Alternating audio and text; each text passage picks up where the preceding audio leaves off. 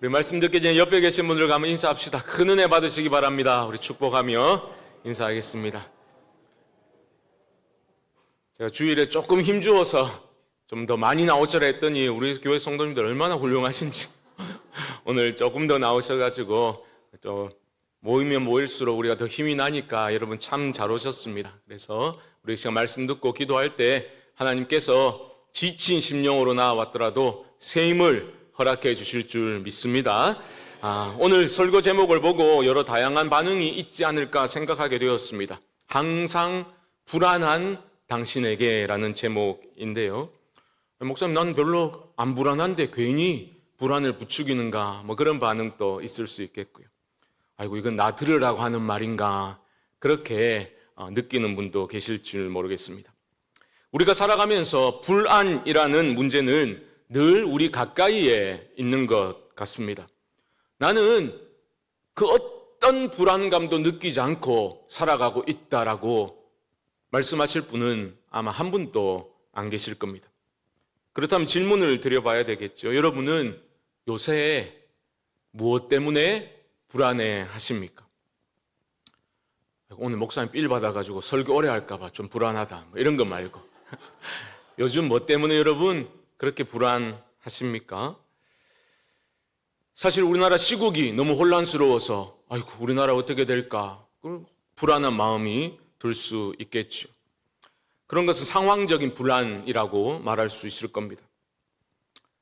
건강한 사람이라고 불안하지 않겠습니까? 건강한 사람은 이 건강이 또 언제까지 유지될까? 내가 갑자기 큰 병에 걸리면 어쩌지? 불현듯 그런 불안감이 나를 사로잡을 때도 있을 겁니다. 아니면 또 너무 건강해가지고 이래 건강해가지고 뭐 150살까지 살면 어떡하나, 뭐 그런 불안 또 가능하겠죠.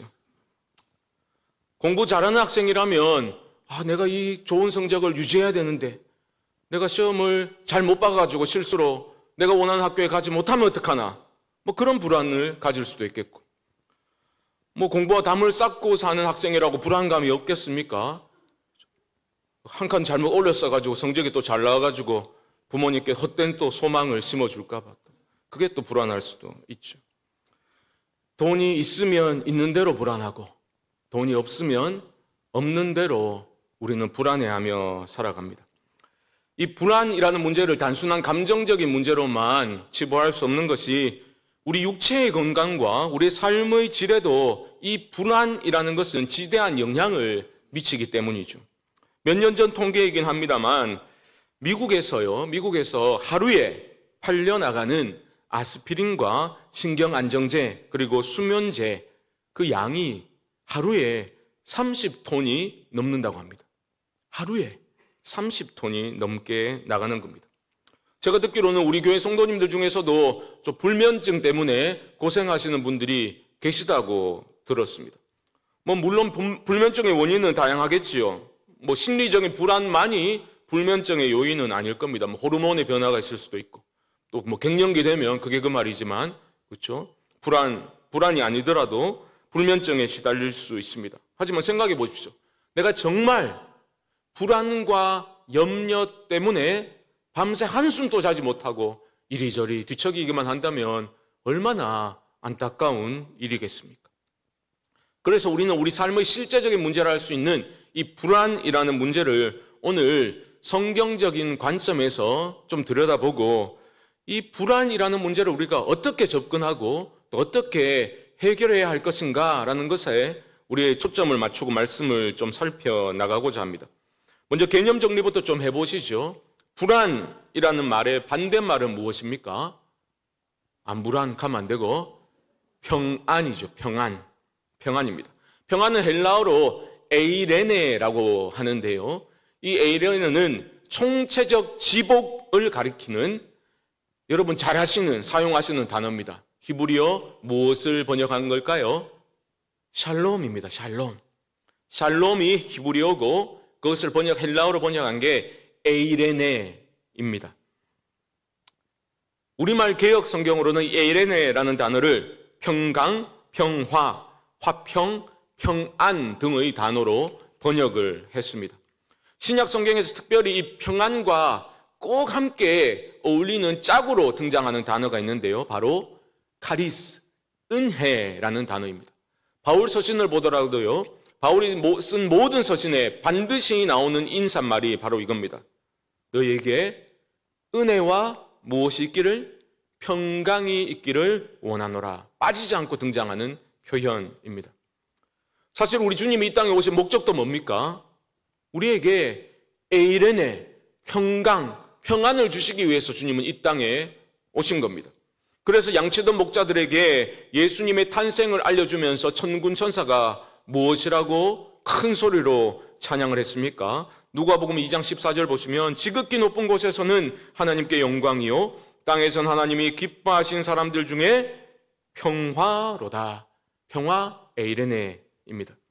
그럼 예수님은 에이레네의 왕으로, 평안의 왕으로, 평강의 왕으로 이 땅에 오셨다라는 거죠. 그리고 주님은 제자들에게도 분명히 이렇게 말씀하셨습니다. 요한복음 14장 27절 우리 함께 읽어볼까요? 시작. 평안을 너희에게 끼치노니 곧 나의 평안을 너희에게 주노라. 내가 너희에게 주는 것은 세상이 주는 것과 같지 아니하니라. 너희는 마음에 근심하지도 말고 두려워하지도 말라. 아멘. 여러분, 참된 평안은 누가 주시는 겁니까? 우리 주님께서 주시는 겁니다. 평강의 왕이신 우리 주님께서 주시는 평안이 참된 평안이고요. 그 평안은 세상이 주는 것과 같지 아니하다라고 성경은 우리에게 말씀하고 있습니다. 그런데 우리 주님이 이 참된 평안에 대해서 말씀하시면서 덧붙이신 그런 내용이 무엇입니까? 너희는 마음에 근심하지도 말고 두려워하지도 말라. 평안의 반대말인 불안은 결국 우리의 마음에 무엇이 있기 때문입니까? 근심이 있기 때문입니다. 근심, 걱정, 염려, 두려움이 내 안에 일어나게 될 때 내 마음을 장악하기 때문에 그때 일어나는 것이 바로 불안이라는 겁니다. 사실 근본적으로 생각해 볼 때에 모든 인간이 불안해진 것, 샬롬을 상실해 버린 것은 하나님과의 관계가 깨어졌기 때문이죠. 하나님과의 관계가 불화의 관계로 깨어져 버렸기 때문에 참된 평안을 누릴 수가 없는 거죠. 당연한 말 아닙니까? 복과 생명의 근원이신 창조주 하나님과의 관계가 어긋나 버렸습니다.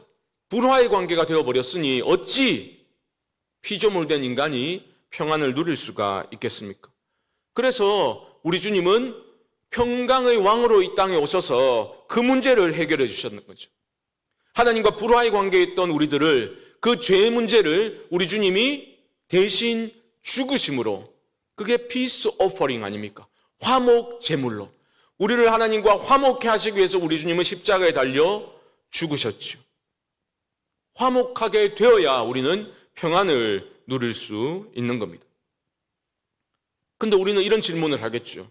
나는 예수님 잘 믿는다고 생각하는데, 나는 예수님을 구주로 영접했는데, 그런데 그렇다면 하나님과 화목하게 된 건데 나는 왜 불안합니까? 이 질문에 대한 답이 오늘 본문에서 주어지고 있는 거죠. 믿는데 왜 불안한가? 성도의 삶에 있어 불안이라는 문제는 우리가 믿는 믿음의 대상인 예수님에게 어떤 하자가 있어서가 아니죠. 믿는 우리의 그 믿음에 문제가 있기 때문에 믿는데도 불구하고 불안이 우리를 장악할 때가 있는 겁니다. 오늘 본문은 잘 아시는 내용이죠. 풍랑이는 바다에 제자들이 배에서 두려워 떨고 있을 때에 예수님이 기적적으로 그 문제를 해결해 주신 그러한 기적 기사입니다. 이 이야기는 공관복음, 마태, 마가, 누가복음 모두에 기록되어져 있는 중요한 이야기입니다. 사실 이 이야기에 등장하는 두려움에 사로잡혀서 불안에 떨고 있는 이 제자들의 모습은 복음서에서 불안감이 최고조로 드러나 있는 적나라한 인간들의, 제자들의 모습이다라고 볼 수가 있습니다. 근데 우리가 이 이야기를 살펴보면 있어 먼저 생각해 봐야 할 것은 지금 제자들이 큰 위기를 직면하게 되었잖아요. 그런데 그 큰 위기와 고난이라는 것은 예수님을 따르고 있는 과정 중에 일어난 일이다라는 것을 우리는 먼저 생각해 봐야 합니다. 23절을 보시면 말하죠. 배에 오르심에 제자들이 따랐더니, 이 마태복음에서 중요한 단어입니다. 그들은 예수님을 따르고 있는 중이에요. 지금 제자도에 대해서 지금 말씀하고 계시는 겁니다. 제자들이 그냥 예수님을 왜 따랐습니까? 뭐 떡고물이라도 떨어질까 봐 따랐던 게 아닙니다. 마가복음을 보게 되면, 병행 본문을 보게 되면 이렇지요. 예수님이 제자들에게 말씀하십니다. 이르시되 우리가 저편으로 건너가자. 저편으로 건너가자. 왜요? 저편으로 건너가서도 우리가 하나님 나라의 복음을 전해야 하기 때문이다. 하나님 나라 복음 전하기 위해서 건너가자고 주님은 제자들을 부르셨고, 그 부르심에 응답해서 순종으로 그들은 그들의 몸을 배에 실은 겁니다. 예수님을 따르고 있는 거예요. 그런데 무엇을 만나게 됩니까? 경랑을 만나게 되죠. 큰 풍랑을 만나게 된 겁니다. 여러분, 배는 단순한 이동수단이 아닙니다. 이것은 초대 교회를 상징하는 거예요. 배는 교회를, 공동체를 상징하는 겁니다. 그 배가 지금 풍랑이 거세게 몰아치는 바다 위에서 파손의 위기에 처해 있는 거죠. 여러분, 우리 인생의 풍랑이라는 것은 누구에게나 언제나 닥쳐올 수 있습니다. 신앙생활 똑바로 못해서 인생의 풍랑을 만나는 게 아니라고요. 내가 잘 믿던, 아니면 지금 잘 못 믿던, 그냥 고난은, 풍랑은 찾아오는 거예요.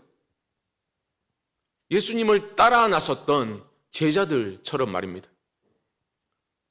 제자 공동체라 할 수 있는 그 배는 지금 경랑에 휩싸여서 침몰 직전이죠. 다 망하게 된 그런 너무나 어려운 상황입니다. 그런데 여러분, 이 큰 위기 상황에서 예수님은 지금 무엇을 하고 계십니까? 24절 보시면 바다에 큰 놀이 일어나 배가 물결에 덮이게 되었을 때 예수께서는 뭐 하신다고요? 주무시는지라. 누가복음은 좀 더 자세히 상황을 조금 더 자세히 묘사하고 있는데요. 누가복음 8장 23절 보여주시면 광풍이 호수로 내리침에 배에 물이 가득하게 되어 위태한지라. 지금 광풍이 내리쳐서 배에 물이 차오르기 시작한 거예요. 그런데 이런 위기 상황에서 새 복음서 기자들 모두가 뭐라고 말합니까? 분명히 말하고 있는 거예요. 이 와중에 예수님은 세상 모르고 주무시고 계셨다는 겁니다. 아니, 어떻게 이런 상황에서 예수님은 주무실 수가 있는가? 이게 물리적으로 가능한 일인가? 질문을 하게 되죠. 저 또한 그런 질문을 꽤 깊게 했던 적이 있었습니다. 저는 그때 그렇게 생각도 해봤거든요. 아, 예수님이 배멀미를 너무 심하게 해가지고 거의 혼절 상태에 처해 있구나. 가능하잖아요. 예수님 목수 집안 아닙니까? 뭐 배를 많이 타봤겠습니까? 그러니까 그렇게 막 배가 흔들리니까 아마도 배멀미를 하셨을 수도 있지 않겠나 생각을 해보기도 했는데요. 근데 성경의 관심은 거기에 맞춰져 있지 않죠. 지금 마태가 강조하고자 하는 건 뭐냐? 이런 위기 상황을 맞이해서 너무나 불안해하고 있는 제자들의 모습과 동일한 상황에서도 아랑곳하지 않고 깊이 잠드신 예수님의 그 평안한 모습을 대조하고 있는 거예요. 그걸 보라고 우리에게 지금 말씀하고 있는 겁니다. 제자들의 불안한 모습과 예수님의 평안한 모습이 극명한 대조를 이루고 있구나. 우리는 일단 이것을 먼저 발견해야 되는 거예요. 고운히 주무시고 계셨던 예수님을, 그 평안함을 깨뜨렸던 것은 풍랑이 아니었지요. 풍랑 때문에 불안에 휩싸였던 제자들이 예수님의 평안을 깨뜨렸던 겁니다. 25절 보십시오. 그 제자들이 나와 깨우며 이르되 주여 구원하소서 우리가 죽겠나이다. 여러분, 제자들은 예의를 갖춰가지고 주님 주무십니까? 이렇게 한 게 아니라고요. 좀 더 크게 해봐라 옆에서 막 그런 게 아니라고요. 너무나 다급하게, 아니, 죽게 생겼는데 무슨 예의를 갖춥니까? 주님을 막 흔들어서 깨운 겁니다. 주님 지금 이런 상황에 잠이 오십니까? 이런 거죠. 우리 다 죽게 생겼습니다. 마가복음을 보면요, 잠들어 계신 주님을 흔들어 깨우는 그 부르짖는 제자들의 그 모습에 원망의 마음이 썰어 있는 것을 우리는 볼 수 있죠. 마가복음 4장 38절 말씀 보시면 선생님이여 우리가 죽게 된 것을 돌보지 아니하시나이까 하니, 우리 다 죽게 되었는데 어찌 돌보지 않습니까? 원망이죠. 불안과 공포에 휩싸인 제자들은 주여 우리가 죽겠나이다 지금 소리치고 있습니다. 그런데 이 이야기의 핵심 포인트가 뭔지 압니까? 안 죽는다는 거예요. 죽겠습니다 소리치는데 성경은 분명히 보여주는 겁니다. 너가 안 죽어. 죽는다고 소리 좀 치지 마. 안 죽어. 이게 핵심 포인트입니다. 여러분, 이 이야기를 읽으면서 우리는 예수님이 좀 비정상이고 제자들이 지극히 정상적이라고 우리는 생각하잖아요. 배가 침몰 직전이니까 예수님도 흔들어 깨우고 우리 다 죽게 생겼습니까? 죽게 생겼는데 지금 잠이 옵니까? 제자들이 너무나 상식적이잖아요. 이렇게 우리도 행동할 것 같잖아요. 파선 직전인데 주무시는 게 이상한 거잖아요. 주님의 평안을 깨뜨리면서 흔들어 깨우고 있는 그 모습이 당연하다고 여기지 않습니까? 하지만 그들은 죽지 않는다는 거죠. 지금 한 배에 주님은 평안히 주무시고 계시지 않습니까? 그걸 보라는 거예요. 이게 중요한 거죠. 여러분, 지금 주님은 뭐 세상에 이런 일이 이런 걸 찍고 있는 게 아니잖아요. 경랑이는 배 위에서 곤히 자는 남자, 그렇게 출연하고 있는 게 아니잖아요. 이런 위기 상황에서 죽겠다고 소리치면서 불안해할 것이 아니라 평안할 수 있는 그 근거를 찾아야 되는 거죠.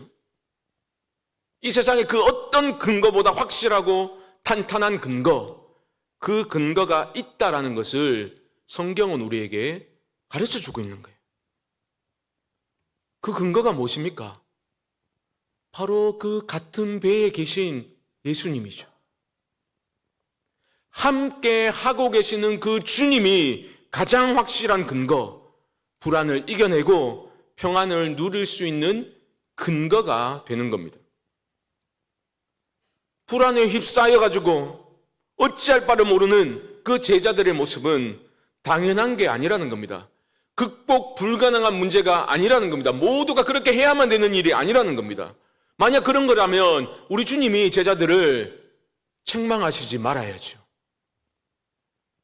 어쩔 수 없는 거라면 책망하지 말아야죠. 오히려 위로하셔야죠. 그렇지 않습니까? 어차피 안 되는 일인데 주님은 왜 책망을 하셨냐는 겁니다. 26절 보시죠. 예수께서 이르시되 어찌하여 무서워하느냐?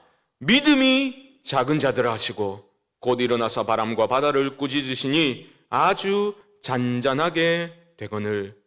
어찌하여 무서워하느냐? 믿음이 작은 자들아. 주님은 책망하고 계십니다. 책망하고 계셔요. 물론 두려움에 사로잡혀서 불안감에 떨고 있는 제자들을 주님은 용납하십니다. 그들을 받아주시죠. 하지만 그대로 그런 식으로 계속 살아도 된다라고 말씀하시지는 않는 겁니다. 엄연히 다른 문제죠. 그들을 감싸 안아주는 것과 그래 어쩔 수 없어 계속 그렇게 살아. 풍랑 일 때마다 불안해하면서 평안을 깨뜨리면서 죽겠다고 소리치면서 그렇게 살아. 다 그렇게 사는 거야. 그렇게 하시지 않았다고요. 믿음이 작은 자들아. 책망하고 계시는 겁니다. 어찌하여 무서워하느냐? 믿음이 작은 자들아. 무서워하지 말라는 거죠. 불안해하지 않을 방법이 분명히 있다라고 말씀하시는 겁니다. 그리고 그 원인을 어디에서 찾고 있습니까? 바로 그들의 작은 믿음에서 찾고 계시죠. 제자들의 그 불안의 원인이 무엇이었습니까? 바로 믿음의 문제였던 거예요. 그들의 믿음이 작은 것이 불안의 원인이었던 겁니다. 제자들은 믿음이 아예 없는 사람은 아니었죠. 물론 마가복음에서는 책망하실 때 어찌하여 이렇게 무서워하느냐, 너희가 어찌 믿음이 없느냐라고 표현하셨지만 그것은 나를 믿지 않는다는 뜻이 아니라 너무나 믿음이 약해서, 너무나 작아서 위기 상황에 완전히 압도당해 버린 것을 주님이 책망하시는 그런 말씀으로 이해해야 되겠죠. 어떻게 표현을 하건 간에 제자들의 믿음에는 문제가 있었습니다. 작은 믿음이란 것은 헬라어로 올리고 피스토스인데, 이거는 올리고스라는 부족한, 작은이라는 단어에 믿음이라는 피스토스가 합쳐진 단어입니다. 그 올리고 피스토스는 작은 믿음의 사람들, 그런 의미이죠. 그게 문제입니다. 이 단어는 신약에 총 5번만 사용되었는데 4번이 마태복음에 나와요. 믿음이 작은 자들. 한 번 나오는 것은 누가복음에 나오는데 이것 또한 마태복음과 겹쳐서 나오는 병행 본문인 겁니다. 대표적인 게 이런 거죠. 베드로가 예수님 바라보면서 무리를 걷다가 어떻게 됐죠? 바람을 보고 풍랑을 보고 물속에 빠져들어갔죠. 마태복음 14장 31절 말씀. 예수께서 즉시 손을 내밀어 그를 붙잡으시며 이르시되 믿음이 작은 자여 왜 의심하였느냐 하시고. 오늘의 본문의 제자들과 마찬가지죠. 베드로도 무리를 잘 걷다가 거세게 불어오는 바람을 보고 두려움을 느끼게 되자 어떻게 됩니까? 맥없이 물속으로 빠져들게 된 겁니다. 불안이 그의 마음을 장악해버린 거죠. 그리고 주님은 베드로를 건져내십니다. 하지만 책망하시죠. 믿음이 작은 자여 왜 의심하였느냐. 작은 믿음이 문제예요. 의심하니까. 종합해보면 무슨 내용입니까? 결국 제자들의 작은 믿음은 그들과 한 배에서 함께 하시며 평안을 누리고 계시는 주님을 보지 못하도록 만들었죠. 거세게 일어나는 그 풍랑 때문에 그들의 그 모든 시선과 마음을 풍랑에게 빼앗겨버린 겁니다. 그러니 주님이 보이지도 않죠. 주님이 보이더라도 이런 상황에서 우리를 구원하실 수 있는 분이라는 것을 믿지 못하고 도리어 의심하고 있는 겁니다. 의심에 굴복해버린 겁니다. 그리고 주님은 그런 작은 믿음의 사람들을 향해서 믿음이 작은 자들아 책망을 하셨던 겁니다. 사랑하시니까 책망하신 거예요. 그리고 보여주십니다. 26절 하반절부터 보시면 곧 일어나사 바람과 바다를 꾸짖으시니 아주 잔잔하게 되거늘. 바람과 바다를 주님이 꾸짖어 버리십니다. 놀라운 말씀이죠. 만물을 다스리시는 주님의 권세와 권위를 그대로 보여주시는 거죠. 그 모습을 보고 제자들이 이렇게 반응을 합니다. 마지막 27절 보시면 그 사람들이 놀랍게 여겨 이르되 이가 어떤 사람이기에 바람과 바다도 순종하는가 하더라. 완전 깜짝 놀란 거죠. 이런 모습은 제자들이 예수님이 누구신지에 대해서 온전히 알지 못했다는 것을 보여주고 있는 겁니다. 그들은 예수님을 가장 가까이서 따랐던 사람 아닙니까? 예수님과 함께 생활하고 있었던 사람들이죠. 누구보다 예수님을 잘 안다고 믿었을 겁니다. 하지만 너무 작은 믿음이었던 겁니다. 그 믿음이 자라고 그 믿음이 강해져야만 했기 때문에 주님은 책망을 하셨던 겁니다. 제자들의 믿음이 너무나 약했기 때문에 그들은 풍랑 속에서 불안과 두려움에 굴복하고 말았습니다. 그리고 주님을 흔들어 깨우면서 우리가 죽게 되었는데 왜 우리를 돌보지 않으시냐고 원망까지 했습니다. 여러분, 우리에게 믿음이 없을 때, 우리의 믿음이 너무너무 작을 때, 상황에 압도당해버리는 믿음일 때 이런 일이 벌어지는 겁니다. 이게 믿음 없는 모습이에요. 믿음 없을 때 어떻게 되느냐? 여러분, 믿음의 핵심이 뭡니까? 믿음의 대상이신 예수님과의 연합이 핵심이죠. 그런데 그들은 자꾸 예수님과 그들을 분리해서 생각합니다. 이게 믿음이 없는 거예요. 아니 지금 예수님은 저 안전한 배에 오르셔가지고 아이고 괜찮나 내려다보면서 말씀하고 계신 게 아니지 않습니까? 한 배에 계신다고요. 그런데 왜 예수님과 제자들은 왜 예수님과 그들을 분리해서 자꾸 생각하는 겁니까? 왜 원망하는 겁니까? 믿음이 없기 때문입니다. 주님은 다른 데 계시지 않았죠. 그들과 한 배에 타고 계셨습니다. 믿음이 떨어지니까 자꾸 주님과 나를 분리해서 생각하는 거죠. 하지만 믿음이 내게 있다면, 불안을 이길 만한 믿음이 내게 있다면 어떤 상황 속에서도 한 배에 계신 주님, 그 주님이 나와 함께 하신다는 것을 볼 수 있고 믿을 수 있는 그런 믿음이지요. 여러분, 우리 주님이 지금 제자들에게 기대하고 계시는 믿음은 어떤 믿음입니까? 어떤 상황 속에서도 주님이 그들과 함께하고 계심을 믿는 믿음이죠. 그리고 주님이 나와 함께 하십니다. 그 사실 하나면 충분합니다라는 믿음, 그런 믿음을 주님이 바라고 계신 겁니다. 이 배의 선장은 주님이심을 인정하는 믿음을 원하고 계시죠. 내 인생과 우리 가정과 우리 교회의 항해를 책임지시는 선장은 주님이시라는 것을 믿어야 하는 겁니다. 그 주님은 지금 그런 믿음을 우리에게 또한 요구하고 계신 거죠. 여러분, 주님이 선장이십니다. 선장이신 주님이 건너가자 하셨으면 무조건 건너가게 돼 있다고 우리는 믿어야 되는 거예요. 배가 뒤집혀버리고 배가 완전히 산산이 조각나서 부서진다 하더라도, 배가 침몰하더라도 우리 주님은 어떻게 해서라도 우리를 데리고 우리가 건너가자 하셨으니 반드시 건너가게 하신다는 것을 여러분 믿으셔야 하는 겁니다. 그 믿음이 있어야 되는 거예요.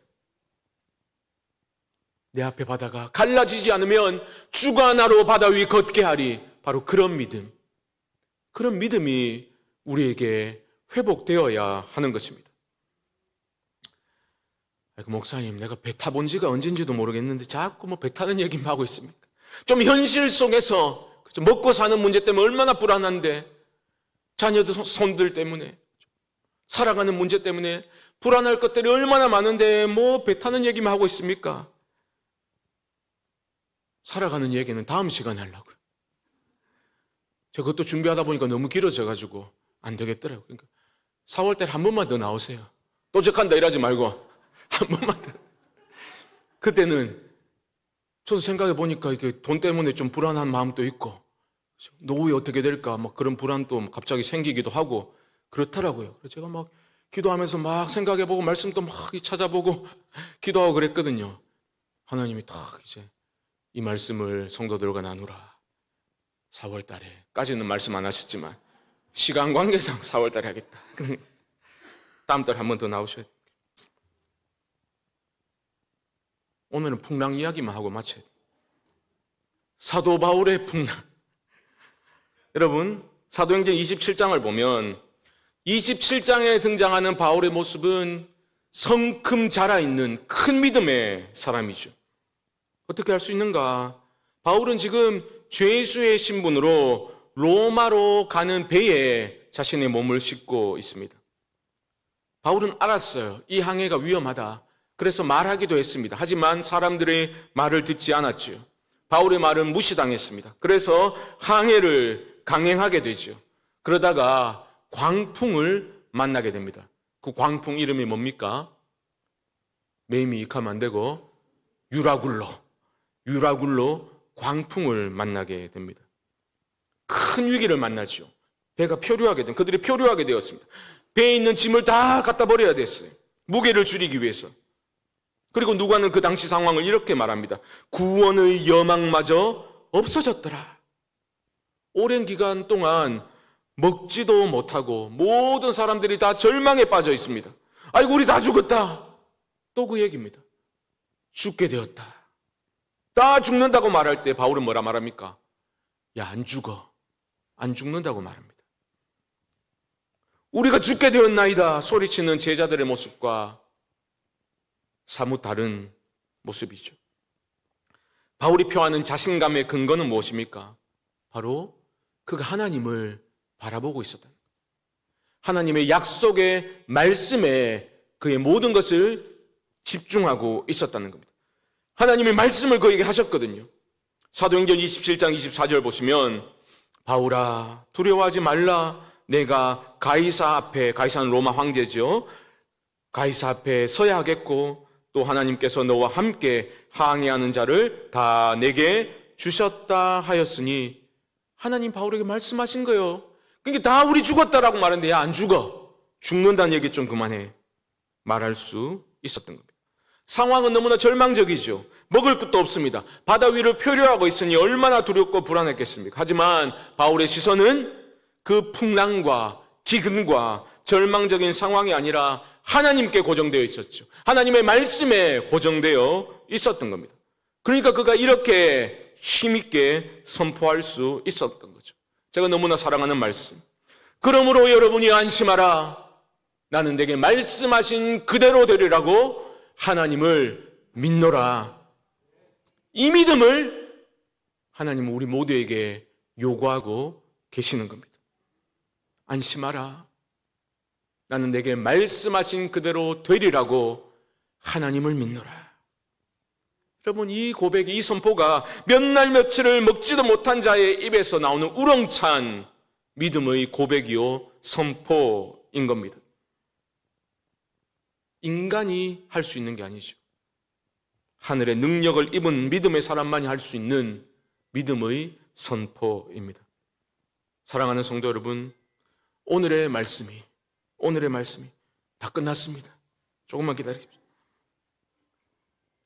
이 말씀이 우리를 주눅들게 만드는 것이 아니라 우리에게 새 소망과 새 힘을 불어넣어주는 생명의 음성으로 여러분 모두에게 들려질 수 있기를 축원합니다.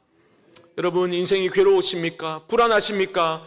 눈을 들어 주님을 바라보실 수 있기를 바랍니다.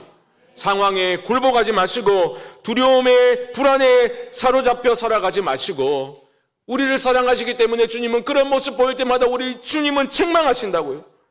어찌하여 네가 무서워하느냐? 믿음이 작은 자들아. 이 말씀이 우리의 둔감해진 영혼을 깨워서 이 밤에 기도할 때에 우리의 믿음이 새로워지고 힘있게 주님을 따르는 복된 은혜가 임할 수 있기를 주님의 이름으로 간절히 축원드립니다.